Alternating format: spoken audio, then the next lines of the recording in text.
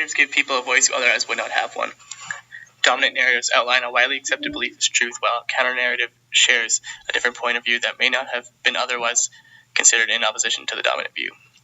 These types of narratives do not necessarily discredit the beliefs that have been established, but instead challenge a different way of thinking about particular topics. Counter-narratives are unique in a sense that they are told by the perspective and point of view of the non-normative groups. The Breakfast Club illustrates the quintessential dominant narrative, a film whose storyline is one we hear all the time, spoken from the point of view of students who attend an elite prep school as members of the dominant group. All 5 students in the film possess a certain degree of power and prestige solely because they are white.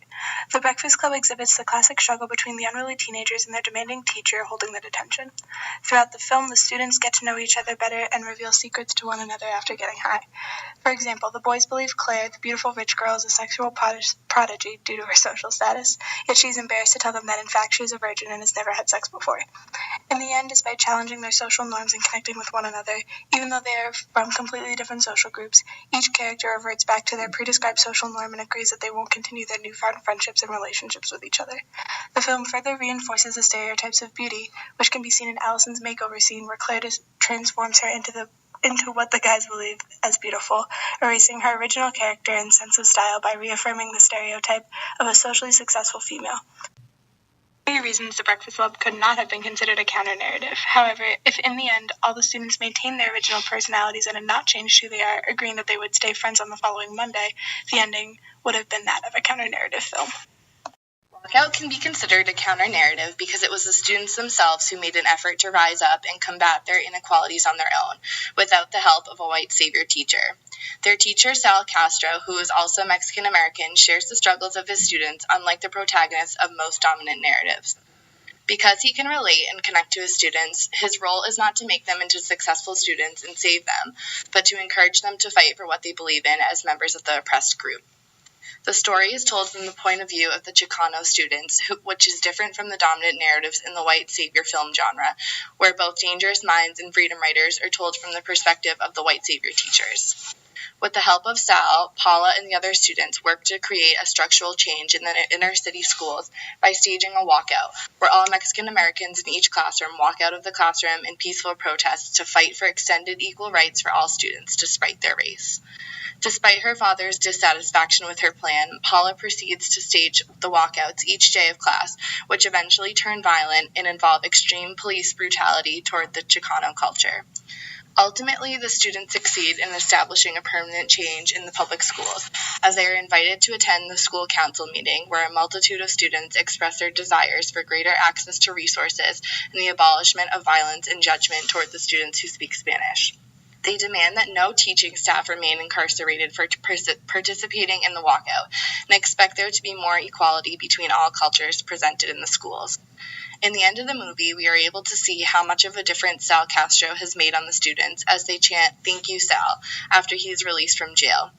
Walkout is the perfect example of a counter-narrative because although Sal doesn't save the students themselves, he helps the students to enact change and save the schools.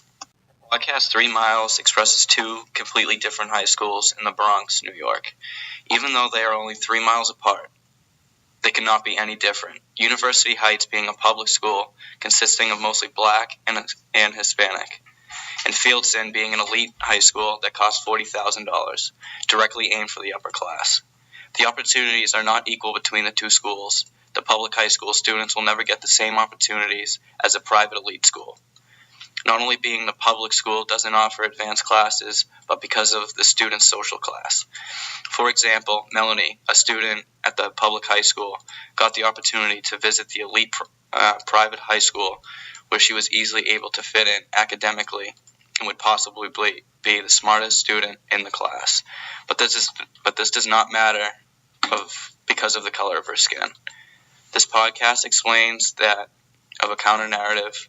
In the end, Melanie is not successful in applying for a scholarship for college, which leads her to run away after not receiving acceptance to Middlebury.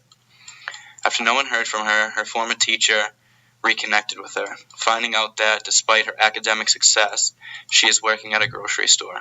How could someone so smart that could fit in academically with the elite end up working at a grocery store? Melanie's voice failed to be heard. She was never given the same chances or opportunities as those of the upper class, even though her academic success fit in with the upper class students at the private school. Counter-narratives are some of the most important stories to hear because they share ideas and a point of view that we don't normally hear. Chimananda DJ says, stories matter. Many stories matter. Stories can be used to empower and to humanize. Stories can break the dignity of a people, but stories can also repair that broken dignity. If we constantly hear the same type of stories over and over, we will believe that to be the only truth. If we don't acknowledge the counter-narratives, we will only see one perspective. If we choose to only view the dominant narrative, we as a society fail to see the whole picture.